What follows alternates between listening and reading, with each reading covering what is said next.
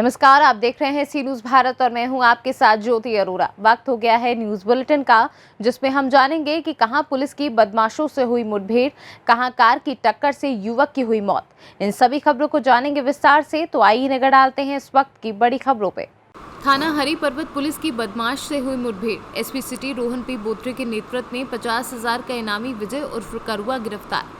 बदमाश के पैर में लगी गोली, अस्पताल में कराया भर्ती। वही बदमाश पर लूट, हत्या और डकैती के फिरोजाबाद, एटा, आगरा, मथुरा सहित कई जनपद में 30 से अधिक मुकदमे दर्ज हैं। टीम में सीओ दीक्षा सिंह, इंस्पेक्टर अरविंद कुमार, इंस्पेक्टर अजय कौशल, निरीक्षक नरेंद्र सिंह, एसआई मोहित सिंह, एसआई जितेंद्र कुमार शामिल रहे। 50,000 के इनामी है। किस मामले में वांटेड था और क्या कार्रवाई हुई? थाना हरि पर्वत क्षेत्र में विगत कुछ दिनों पहले फ्रीगंज एरिया में एक मर्डर की वारदात सामने आई थी। तिरंगा अपार्टमेंट में एक वृद्ध पुरुष की हत्या जो है वहाँ पे कारित की गई थी। 6-7 लोगों को उसमें ऑलरेडी जेल भेजा गया था। एक अभियुक्त उसमें वांछित था, विजय करुआ उसका नाम है। 50,000 का अपराधी है। आईजी साहब महोदय द्वारा उस पर इनाम भी घोषित किया गया था। आज मुखबिर द्वारा प्राप्त एक सूचना के अनुसार हरिपुर क्षेत्र में वो किसी घटना को अंजाम देने के लिए जाने वाला था, इसीलिए घेराबंदी नाकाबंदी जो है वो कर दी गई थी। एक बाइक पे आते हुए नज़र आया, उसको रोकने की कोशिश की, उसने फायरिंग शुरू की थी। जवाबी कार्रवाई में पुलिस द्वारा फायरिंग करते हुए उसके पैर में गोली लगी। प्राथमिक इलाज हेतु तो उसको एसएन मेडिकल भेजा गया है। मौके से एक बाइक, कुछ जिंदा कारतूस और पिस्टल जो है वो बरामद हुई है। आगरा से सी न्यूज संवाददाता अनुज उपाध्याय की रिपोर्ट। प्रतापगढ़ जनपद में शॉर्ट सर्किट की वजह से लगी भीषण आग, लाखों का सामान जलकर हुआ राख। वहीं जब सुबह घर वालों ने देखा तो दुकान के अंदर तेज धुआं निकल रहा था। घर वालों ने जब दुकान का ताला खोलकर देखा तो किराना स्टोर के अंदर रखा सारा सामान जलकर राख हो चुका था। प्रतापगढ़ से सी न्यूज संवाददाता मुकेश जायसवाल की रिपोर्ट।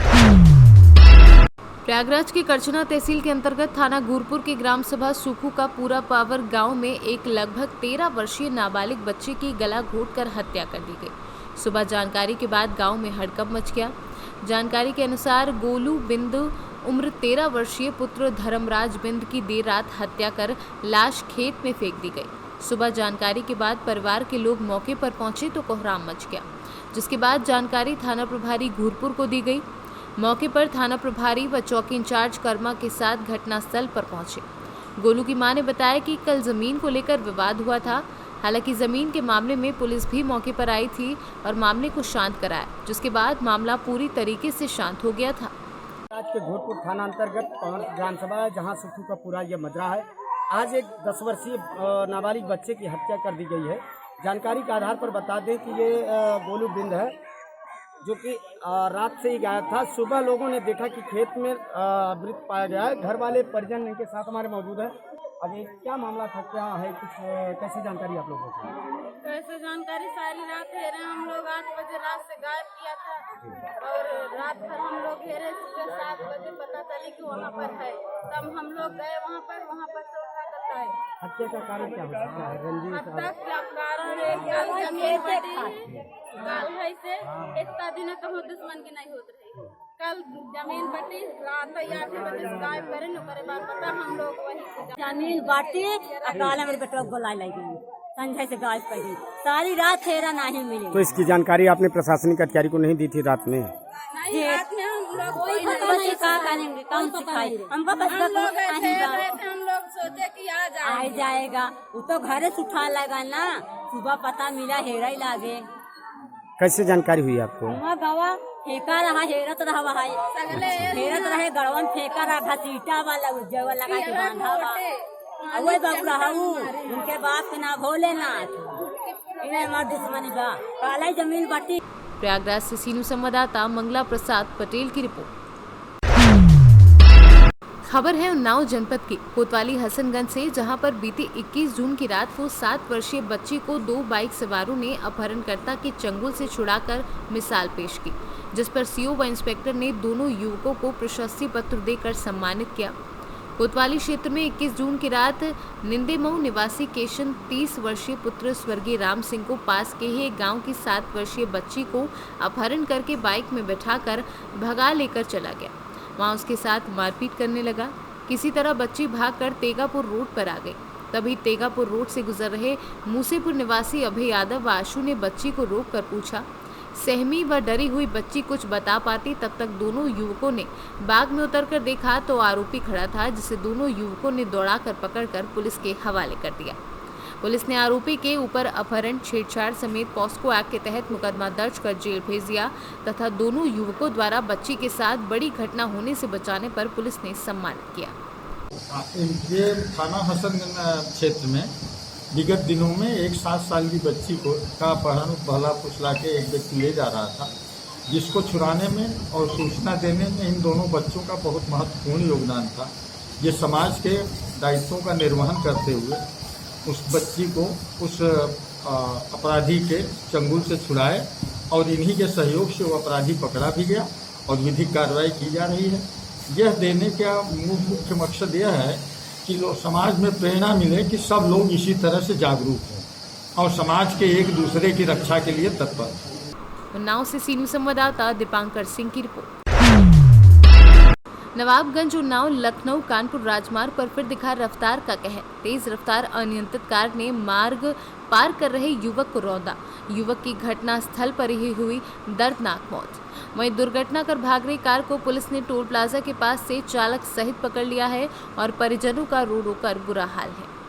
उन्नाव से सीनियर संवाददाता पंकज कुमार की रिपोर्ट। थाना कैंट जनपद अयोध्या क्षेत्र अंतर्गत स्थित स्थल टीले वाली मस्जिद के पास से चेकिंग के पुलिस मुठभेड़ में लूट के वांछित 2 अभियुक्तों को गिरफ्तार कर लिया गया है। और बीती रात थाना कैंट क्षेत्र में चेकिंग के दौरान मोटरसाइकिल सवार अपराधियों को पुलिस ने रोकने का प्रयास किया।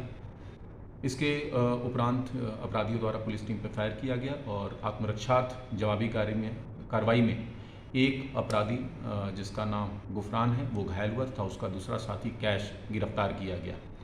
ये जो दोनों अपराधी हैं इन्होंने कल 27 तारीख को थाना कैंट क्षेत्र में ही एक मोटरसाइकिल लूट की घटना को अंजाम दिया था। असलहे के बल पर एक व्यक्ति से उन्होंने मोटरसाइकिल लूटी थी। इस मुठभेड़ के उपरांत लूट की वो मोटरसाइकिल बरामद हुई। इनके पास से असलहे, कारतूस इत्यादि भी बरामद किए गए हैं। गिरफ्तार अपराधी गुफरान के विरुद्ध पूर्व में भी 8 से ज़्यादा अभियोग पंजीकृत हैं, जिसमें चोरी, नकबजनी, गैंगस्टर इत्यादि केसेस इसके विरुद्ध थे। दोनों अभियुक्तों को गिरफ्तार करके आगे की विधिक कार्रवाई। अयोध्या से सीनियर संवाददाता नीलेश विश्वकर्मा की रिपोर्ट। इस बात की बड़ी खबर कौशाम्बी जनपद से आ रही है, जहां रक्सरई गांव पुल के पास क्रेन से हुआ भयानक हादसा। हादसे में बताया जा रहा है कि रक्सरई गांव के ही 2 युवक अचानक क्रेन के चपेट में आ गए, जिसमें एक की मौके पर मौत हो गई और दूसरे के पैर कटने की सूचना हुई। ग्रामीणों ने कहा कि पुलिस को सूचना देने पर भी पुलिस प्रशासन घटनास्थल पर नहीं पहुंचा। आक्रोशित हुए ग्रामीणों ने शव को रोड पर रखकर चक्का जाम कर दिया। फिर मौके पर पहुंची कौशाम्बी थाना पुलिस और सराय अकिल पुलिस ने ग्रामीणों को समझा बुझाकर शांत कराया और शव को कब्जे में लेकर पोस्टमार्टम हेतु भेजा। कौशाम्बी से सीनियर संवाददाता राज गौतम की रिपोर्ट। बसई कॉलोनी में दिनों दिन बंदरों का आतंक बढ़ता ही जा रहा है। आज सुबह घर पर लगे जामुन के पेड़ के नीचे एक लड़की जामुन खा रही थी कि अचानक एक बंदर ने उस पर हमला कर लहूलुहान कर दिया। बताते चले कि थाना संपूर्णा नगर क्षेत्र के गांव बसही निवासी ब्रजेश की 12 वर्षीय पुत्री को घर पर जामुन खाते वक्त बंदर ने उक्त लड़की पर अचानक हमला कर दिया, जिससे वह बुरी तरह घायल होकर शोर मचाने लगी। तभी घर के लोगों ने दौड़ा कर किसी तरह बच्ची को बचाया। बंदर के काटने से घायल बच्ची के शरीर से खून निकलता देख परिजन गाँव के एक डॉक्टर को दिखाकर मरहम पट्टी करवाई। लखीमपुर से सीनियर संवाददाता दिलीप कुमार जायसवाल की रिपोर्ट। बताते चले कि मामला ग्राम गुड़ा थाना अजनर जनपद महोबा उत्तर प्रदेश का है, जहां एक व्यक्ति दीपेंद्र राजपूत द्वारा खुलेआम पुलिस पर आरोप लगाए जा रहे हैं एवं ग्राम गुड़ा के कुछ दबंग व्यक्ति दीपेंद्र राजपूत को जान से मारने की धमकी भी दे रहे हैं। और विगत कुछ दिनों पूर्व विपक्षी गणों द्वारा फॉर्चून की दुकान एवं बायोडीजल की दुकान में लूट व आग लगा देने का भी दीपेंद्र राजपूत गाँव के ही कुछ लोगों पर आरोप लगा रहे हैं। क्या नाम है सर आपका? सर जी दीपेंद्र सिंह राजपूत, ग्राम गुड़ा। गुड़ा के रहने वाले हो? जी सर। विकास खंड जैतपुर? जी सर। तहसील कुलबाहा? जी सर। जनपद महोबा? जी सर। क्या परेशानी है आज जो आप यहाँ सीओ कार्यालय आए हुए हैं? सर जी मैं गांव में नहीं रह पा रहा दमंगों के मारे।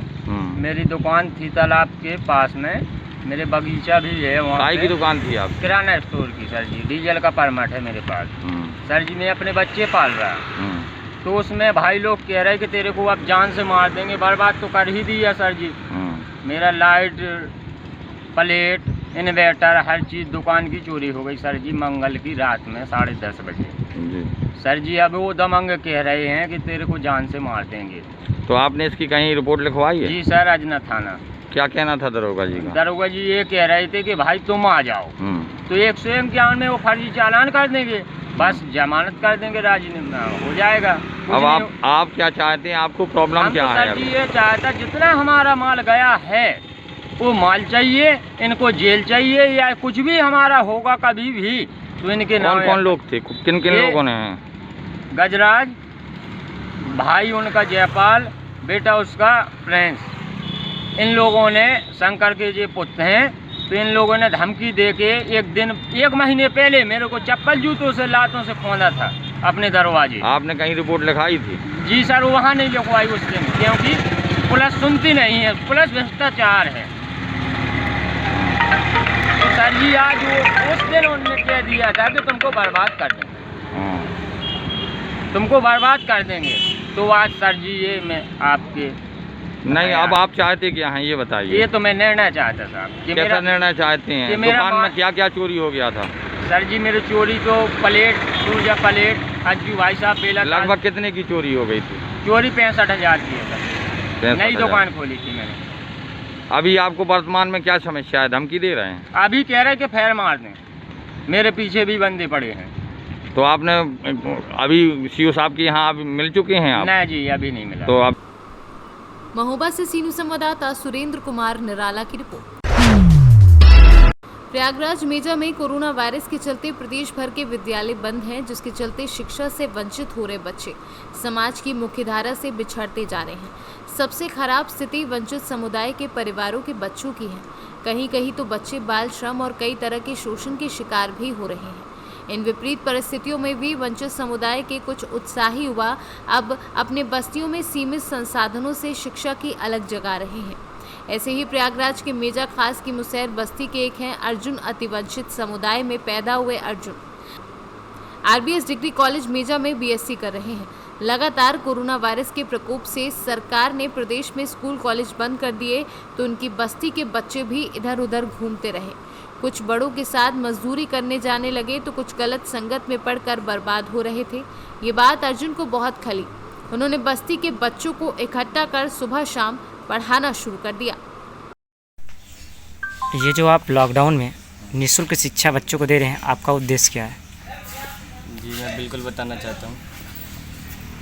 मैंने अपनी पढ़ाई बाहर से कंप्लीट की है। हरियाणा के फरीदाबाद में मैं रहता था और वहाँ पे मैंने अपनी स्कूल स्टडी कंप्लीट की। और जब मैं अपने यहाँ पे गांव में आया और मैंने देखा कि मेरे कम्युनिटी के लोग इतनी दयनीय दशा में हैं, तो मैंने सोचा कि क्यों ना उनकी सहायता की है। अगर हम नहीं करेंगे तो और उनकी मदद करने के लिए कौन आएगा। और हमारी कम्युनिटी से कोई भी लोग पढ़ने लिखने में आगे नहीं है, वो मजदूरी करते हैं और बहुत कठिन परिश्रम करके तब जाके पैसे कमाते हैं। फिर मैंने सोचा कि हम लोग इनकी मदद कर सकते हैं और मैंने इनको लॉकडाउन में बहुत सारे बच्चों को जो फीस नहीं दे सकते हैं, जिनकी हालत बहुत ख़राब है या दयनीय है, उन लोगों की मदद की और वो बच्चे पढ़ना लिखना सीख रहे हैं। और जिन बच्चों को कुछ नहीं आता था वो भी सीख रहे हैं। और मेरा उद्देश्य यही है कि आज हम जितनी दयनीय स्थिति में हैं, पढ़ाई करें, एजुकेशन लें, जिसके थ्रू हम ऊपर जा सकते हैं। क्योंकि एजुकेशन ही ऐसा सिस्टम है जो हम लोग को एक नए मुकाम पर पहुंचा सकता है। और मैं यही चाहता हूं कि मेरी कम्युनिटी का हर एक बच्चा एजुकेशन प्राप्त करे। आपका नाम? मेरा नाम अर्जुन है और मैं मेजा खास गाँव में रहता हूँ। ये जो संस्था चल रहा है, सारी चीज़ें, ये आपका उद्देश्य क्या है? देखिए, मेरा उद्देश्य क्या, मेरे इससे बहुत सारे लोग इस जुड़े हैं पीजीएस में। इन सब का उद्देश्य है कि बच्चों से मजदूरी न कराए, मतलब कोई चाइल्ड लेबर न हो, कोई बंधुआपन न हो, किसी का शोषण न हो और भयमुक्त समाज हो। सबका बराबर का विकास का अवसर मिले। इसी के लिए तमाम तरह का काम होता है कि बच्चों की पढ़ाई को लेके, स्वास्थ्य को लेके, शिक्षा को लेके, उनके आजीविका को लेके, सरकारी योजनाओं से जोड़ने को लेके, ये तमाम सारे काम हो रहे हैं। और जिसके लिए हमारा अलग अलग ब्लॉकों में अलग अलग ब्लॉक कोऑर्डिनेटर हैं, फिर उनके साथ में कमेटी ऑर्गेनाइजर हैं, फिर जिस कमेटी में काम कर रहे हैं उस कमेटी के ओपिनियन लीडर हैं। हम लोगों का काम आदिवासी वनवासियों के बीच में है, इस नाते कि ये समाज के सबसे निचले पायदान पर खड़े व्यक्ति हैं। आज भी मुसहरों की स्थिति सबसे ज़्यादा दयनीय है। हम इनको आगे बढ़ाने के लिए, इनको इनका हक दिलाने के लिए और सरकार की योजनाओं से जोड़कर इनका किस तरह विकास हो, उसके लिए काम कर रहे हैं।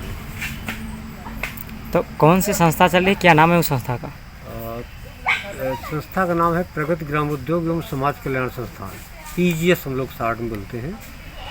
और उसके लिए गांव-गांव जो स्वयं सहायता समूह बनाए गए हैं, फिर समूहों का गुच्छा बनाया गया है, फिर इनका फेडरेशन बनाया गया है। तो जो भी समस्या होती है वही फेडरेशन ही लीड करता है। ओपिनियन लीडर हैं उनके बीच के समुदाय के, उनकी बेहतरी के लिए काम करते हैं। आपका परिचय? सूबेदार सिंह नाम मेरा, मैं PGS का डिस्ट्रिक्ट कोऑर्डिनेटर हूँ। गाँव कौन सा है? गाँव कौन सा है? प्रयागराज में। को जो ये पढ़ा रहे हैं निःशुल्क, आपको कैसा लग रहा है? हमको बहुत अच्छा लग रहा है पढ़ने में भी और किसी को पढ़ाने में भी। और ये जो पढ़ा रहे हैं, जो नहीं आता वो भी बताते हैं और कहते हैं कि जितनी बार जो ना आए वो दोबारा पूछ लो। तो कब से आप पढ़ रही हैं इनके पास? 1 साल हो रहे हैं। तो स्कूल जाती हैं या नहीं? नहीं, जब से लॉकडाउन लग गया है ना तब से नहीं जाते हैं। फिर कहाँ पढ़ाई करती हैं? यहीं पर कोचिंग आते हैं पढ़ने में। अच्छा, तो आपको कैसा अच्छा लगता है कि नहीं लगता? हाँ। क्या नाम? प्रयागराज से सीनू संवाददाता राकेश। फिलहाल के लिए न्यूज़ बुलेटिन में बस इतना ही। देश और दुनिया की तमाम बड़ी खबरों के लिए आप देखते रहिए सी न्यूज़ भारत।